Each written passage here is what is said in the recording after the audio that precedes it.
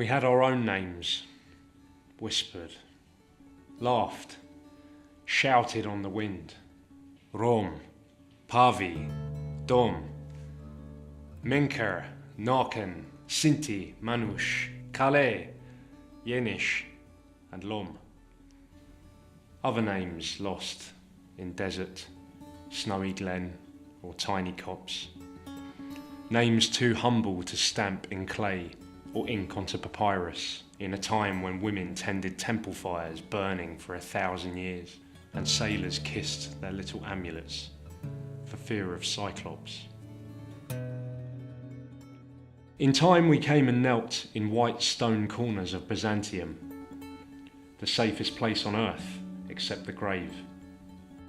Men who lived in palaces walled with blue and gold mosaics and pictures of themselves called us Atsinganoi, untouchables, some say, because we did not like to be touched.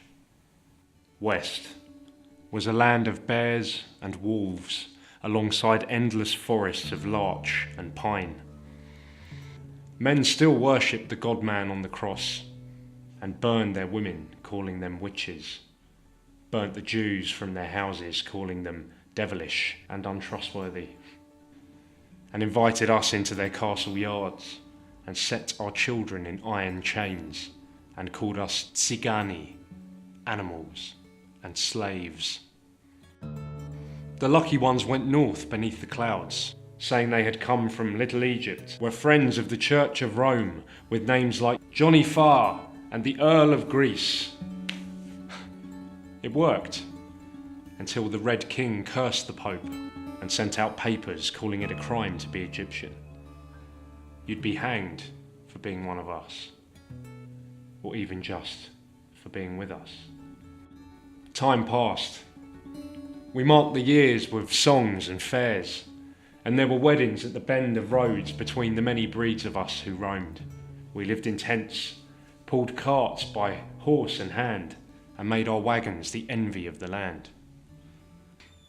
They called us turnpike dwellers and gypsies, knew us as workers on the farms, dealers and tamers of horses, sellers of charms or lace, and mostly called us travellers, and we mostly didn't mind.